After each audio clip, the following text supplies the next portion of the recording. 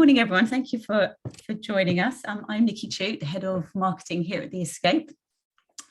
And we're just going to have a nice, just quick 30-minute kind of chat really today about developing a content marketing strategy for next year. I imagine if you're anything like us, you are probably starting to work out your marketing strategy for all of next year. And the chances are content marketing is going to play quite a big role in that. And if not, hopefully by the end of today, you will realize why it should. So without further ado, this is what we will be covering off today. I'll point out just quickly also that if you want to write notes or whatever, feel free, obviously, but I will be sharing a recording of this with you over the next few days. So you'll have all of this easy to access for whenever you want. Okay, so just a kind of a little bit kind of going back to basics, a quick kind of 101 recap. What is content marketing? It's one of those things I think we all think we know, and quite often many of us have slightly different kind of interpretations. So content is king. We all know this phrase. But what a lot of people probably don't realize, it was actually Bill Gates who sort of initiated this terminology all the way back in '96. And I think it's probably fair to say that he probably knows a little bit about what he's talking about. But before we all kind of roll our eyes at this very old, tiresome cliche, it's probably worth kind of understanding what he actually meant by this. So this comes from an essay that he wrote way back in '96. And I'm just going to read a very short kind of extract from it. So content is where I expect much of the real money will be made on the internet, just as it was in broadcasting. One of the exciting things about the internet is that anyone with a PC and a modem can publish whatever content they can create. In a sense, the internet is a multimedia equivalent of the photocopier. It allows material to be duplicated at low cost, no matter the size of the audience. And this is what's really fundamental about content marketing, is that it suddenly creates a level playing field for brands. Whereas previously, days gone by, most of sort of marketing and advertising budgets would be on broadcasting, TV, radio, print media. And actually what this has done is create this level playing field where pretty much any brand with very minimal to low budget can create content and get it out there in front of people. So looking at it in kind of a dictionary kind of definition, it said content marketing is a type of marketing that involves the creation and sharing of online material that does not explicitly promote a brand, but is intended to stimulate interest in its products or services. And I think this is what is key. And I think this is where quite often a lot of brands don't necessarily hit the nail on the head, is an understanding that the key foundation of content marketing is not to explicitly sell or promote your products or services, but it's providing a solution to a customer's problem or query. And I think that's what we kind of always, any content marketer needs to keep sort of at the forefront of their mind when they are creating pieces of content, that it's about putting the customer first. So if you kind of think that traditional marketing was sort of advertising, pushing an agenda, a message, putting your brand in the customer's way, and quite often literally putting it in the customer's way. If you think of a billboard when you're sitting at a traffic lights on your daily commute to work, or if you think of your favorite song on the radio being interrupted by an advert, or your favorite TV show being interrupted by an ad break, that is all pushing a sales message literally in front of you. So if you kind of think content marketing is very different, it's about putting the power back in the hands of your audience. It's allowing them to access and consume your content wherever and whenever they want. So why is content marketing fundamental to your brand's overall marketing success? So we're going to look into a little bit more detail about why it's so important, but obviously as part of an overall marketing strategy. So if we kind of understand the benefits of content and what it can actually do for your brand. So there are some very, very important sort of initial immediate goals that can be achieved through content. That is increasing your brand awareness, driving brand loyalty, improving your brand reputation, and driving traffic to your website. Those are all kind of the key things that we need to think about for content. And then eventually, ultimately, and if it's done correctly and consistently, it should help to drive your lead generation, website conversions, and ultimately your sales. It is important to understand that that is part of, when done sort of as part of your sort of wider marketing strategy. But most marketers will be able to see a difference where content marketing versus no content marketing, that having that as part of your strategy does help to improve those sales numbers. But it's also about creating a relationship, and that is absolutely vital in terms of driving those sales. Ultimately, you want your content to be found, you want it to be consumed, you want it to be discussed, shared, you want it to generate an action by your audience. But the only way you're going to do that is by putting your audience needs first and not yours. The Content Marketing Institute actually had a really interesting stat recently where they said that what you're doing is creating a bond by not pushing a sales agenda and just providing content that is of value and relevancy to your audience. 96% of most successful content marketers agree that their audience viewed their organization as more credible and trusted because of their content marketing. But what does it actually mean to have content that resonates with people? It's about creating content that we just never get tired of. You go to it, you seek out those brands that you know are going to be producing really interesting, relevant content. We always have time for it. When it pops up in your social media feed, you're going to click on it and read it because you know that it's going to be interesting.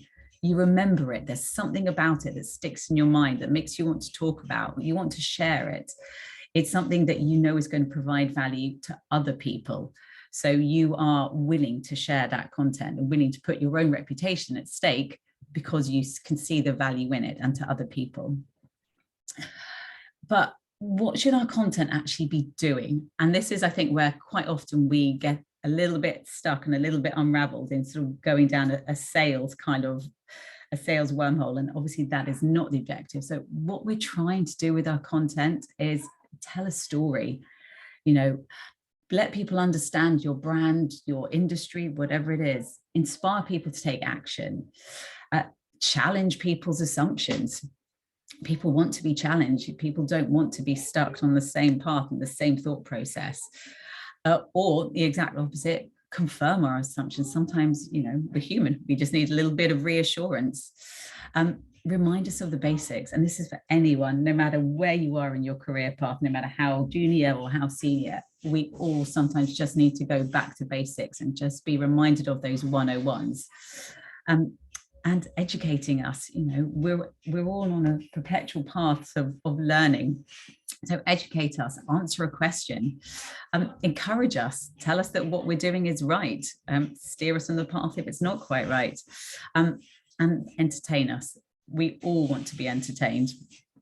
So there's so many different kind of things that our content can and should be doing for us and for our brand, and ultimately for our audiences. And once you can create that kind of content that has relevancy and value, what you're ultimately doing is creating trust, authority, loyalty, and ultimately advocacy, and these brand evangelists, as we call them. And all of those things will help drive ultimately people to your website, people to talk about you, and hopefully in the long term, those conversions that you're looking for. A recent survey, HubSpot, said that 82% of marketers are actively investing in content marketing. And that's already up from 70% just last year. So you can see the importance that people are seeing in content marketing and the difference that it's making in their ultimate business goals. Let's take today, for example.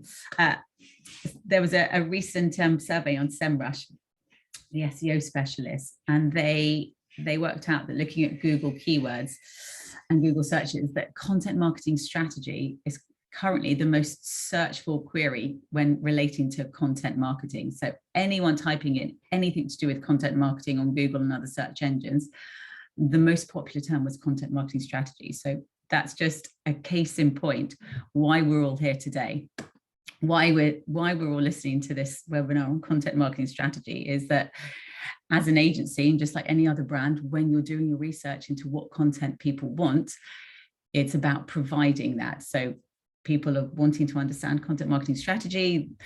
And here we are, hopefully providing an answer to your query. So it's just a good example of understanding what your audience are looking for and then providing those answers. So what do we consider as content? It's probably fair to say that most people, when you think of traditional content, you think of blog articles, and that's completely correct. Blog articles probably make up still about 80% of most of brands' content marketing strategy. But there is so much more that we can be doing, and ultimately should be doing as well, to create that variety. So as well as blog articles, we've got infographics, we've got video. You know, YouTube is the world's second largest search engine after Google. So, you know, let's not dismiss video. Podcasts, you've all seen the rise in podcasts, especially over the last couple of years. Webinars, white papers, ebooks, employee generated content. So getting your employees to talk about your brand as well. User customer generated content, again, fantastic for getting people talking about your brand, whether it's a product or a service. Somebody that's talking about you is so good for your business. And social media, this is one that people often kind of think is a very separate subject, but actually social media is all about content.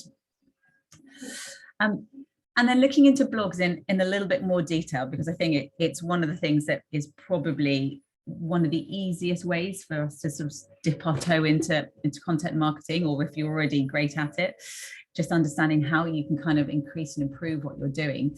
So there are lots of different ways that we can use blogs to our advantage.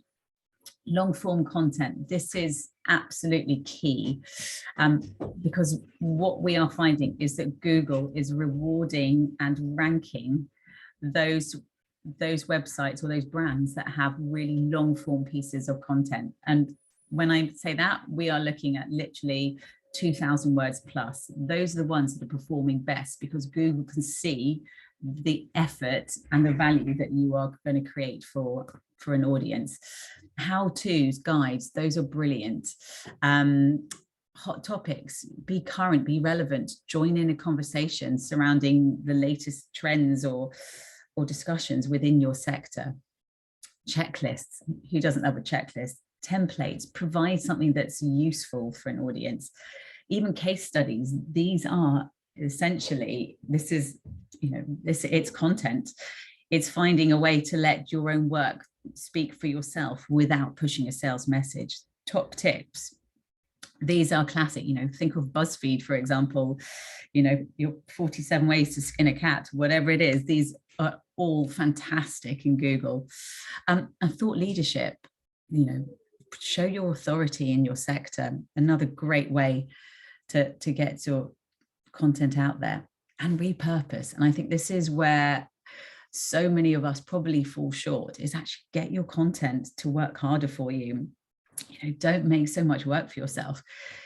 For example, if you have a long video, can you break it down into 3 or 4 shorter snippets so that you end up with 5 pieces of content? This webinar today, can we transcribe it into a blog piece? A video, can that be transcribed into a blog piece?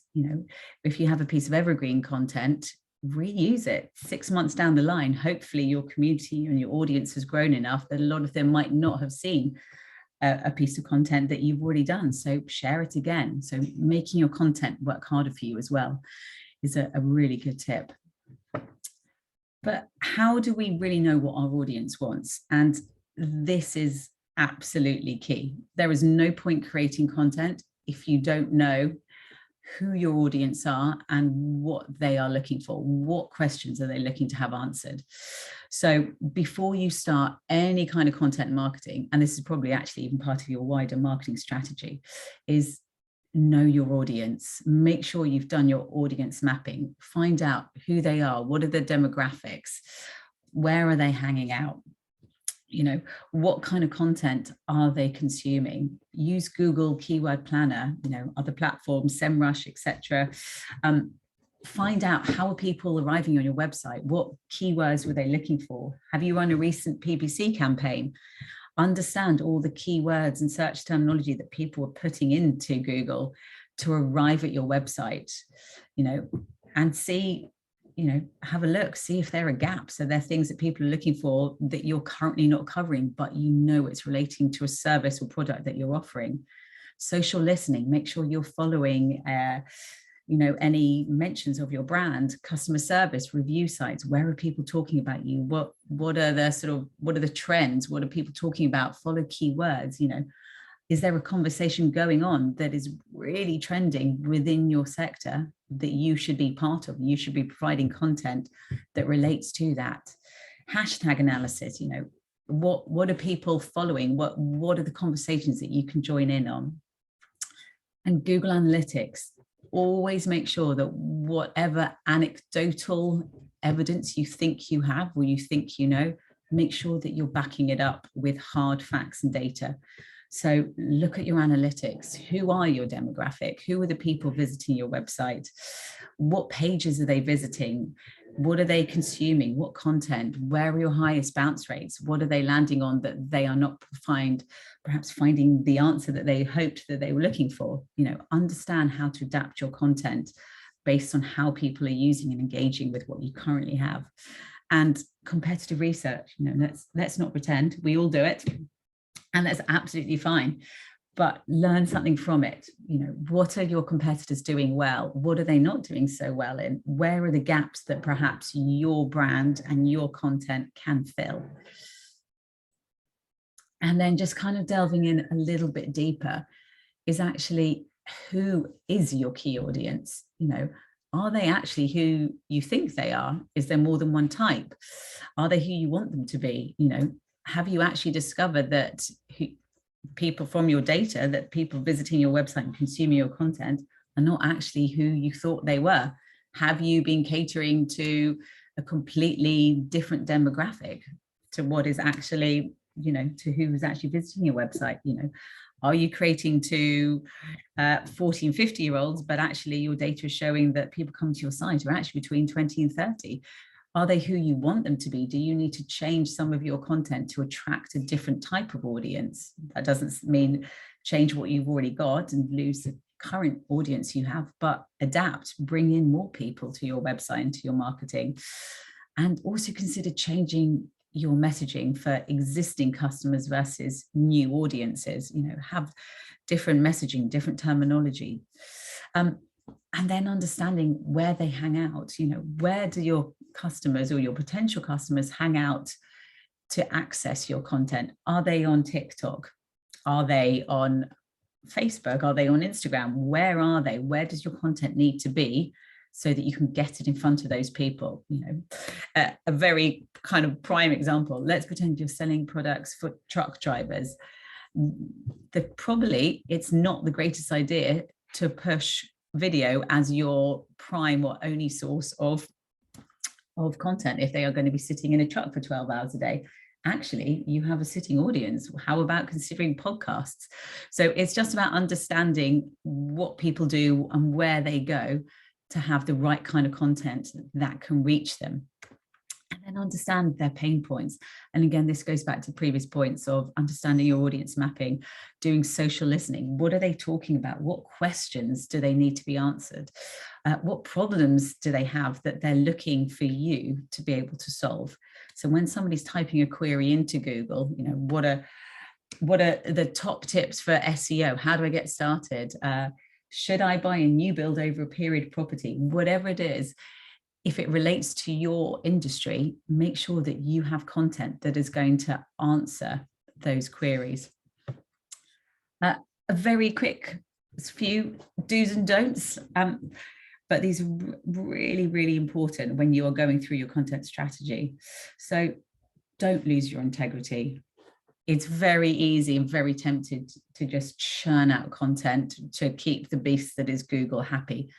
But actually don't compromise on quality, because in the long run, it won't work in your favor. Don't write with sales in mind. Your audience will see through this in a second, and everything that you're working to achieve in terms of that integrity, in terms of that creating a bond with a client or a potential client, is going to be lost. And don't feel the need to do everything at once. Do baby steps. Wait until you're happy. Wait until you feel like you've really nailed something and move on to the next. And don't write to please Google. Do not create content that is absolutely stuffed with keywords, or create content that perhaps has a catchy headline, a clickbait headline, where your content doesn't match the headline, it doesn't match the query that somebody has searched for on Google, because ultimately Google will know. Trust me when we say Google knows everything. But do consider your audience at all times. Make sure that you are always thinking about what are their wants and their needs. Have a purpose and a goal. Every piece of content, you should know what you are trying to achieve by it. Is it brand awareness? Is it website traffic? Just always have that in the back of your mind, and make sure that when you're creating that piece of content, that you know what you're trying to do with it, and demonstrate your authority in your sector. This is your chance to prove your worth in your industry sector. Make sure that people sit up and understand that you are a key player within it. And don't be afraid to produce a variety of content types. When you feel that you're comfortable with let's say, blog content, try video, try podcasts, have a go. And don't forget that ultimately content still needs marketing. So if you are producing content, that's fantastic, but make sure that you're publishing it, make sure that you're sharing it. So the chances are any kind of content that you're producing is probably going to start off on your website. Share it on social media, include it within your email marketing campaigns. Where relevant, share your content with other credible external websites, get those backlinks, get your brand out there. Make sure that you're sharing any video kind of content on YouTube. Like we said before, you know, it's world's second largest search engine. So make sure that your content can be found. And then using content to drive SEO. Now, this is a really, really vital part of content marketing. And it's one that absolutely needs to be part of your plan when you are creating those pieces of content. And ultimately, you think about how do you want your brand's website to appear on the top of the SERPs on Google, so search engine result pages. You know, if you type a question into Google, I don't know, how do I strip wallpaper? You want if you are in a brand that produces wallpaper stripper, or your Homebase or your B&Q, you want your content to appear on page 1 where it is answering that search term. The way you are going to do that is by producing content.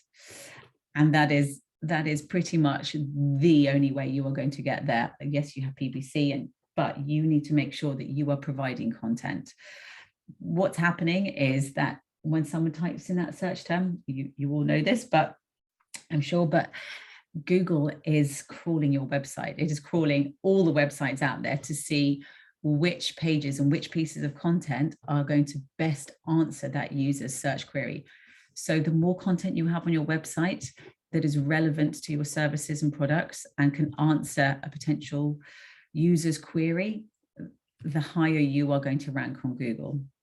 So I'm not talking about stuffing in loads of keywords, but make sure that you've got all your on-page keywords working. Make sure that you've thought about your title tags and your meta descriptions.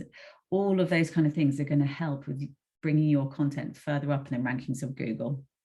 And I will show you, whether I share this recording with you over the next few days, I'll include some links to sort of writing for SEO and things like that as well.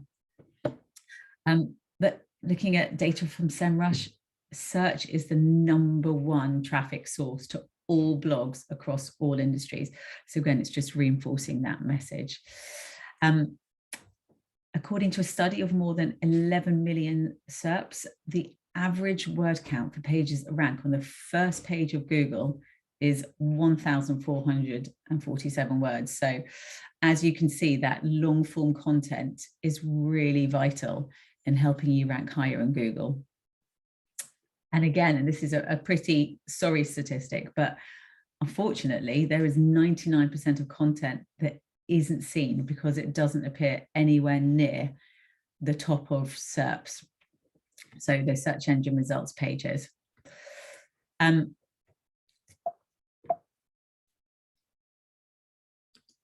Okay, so kind of in conclusion, how does this actually fit into an actionable strategy?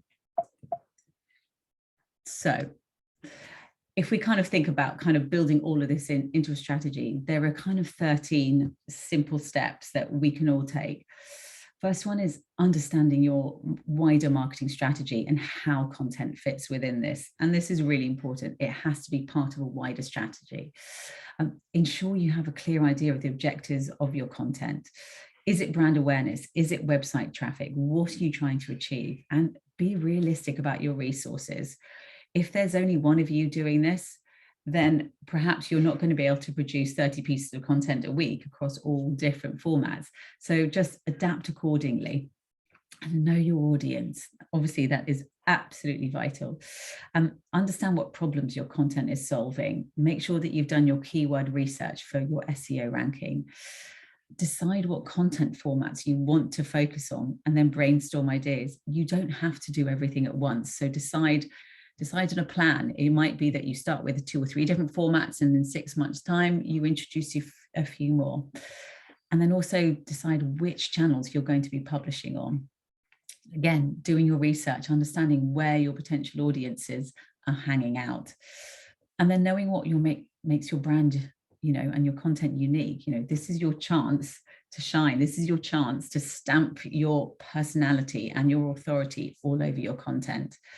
And then learn how to differentiate your content for various stages of the sales journey. So understand what people are looking for when they're going through that sales funnel, and produce the content that matches their queries or their problems at those different points. And plan. Can't stress enough the importance of planning. So use a content calendar, be organized, streamline your activities, understand what you're doing and when and why. Are there certain times in the year? Are there seasonal things? Whatever it is, make sure that you're planning and that you're organized in advance.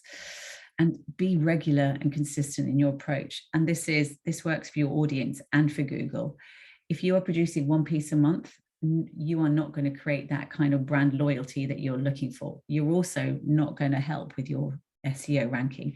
So be regular and consistent in your approach.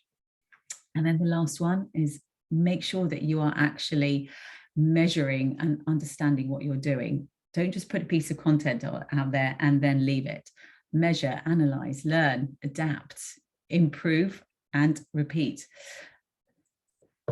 And this kind of brings us to the end, but if there's one takeaway, sort of the only thing that I think we can really kind of hope that you've taken away from today is, don't create content for your boss or for your sales pipeline. Make sure that you are creating content that meets your customers' needs and not yours. Remember that your content is not about explicitly selling something.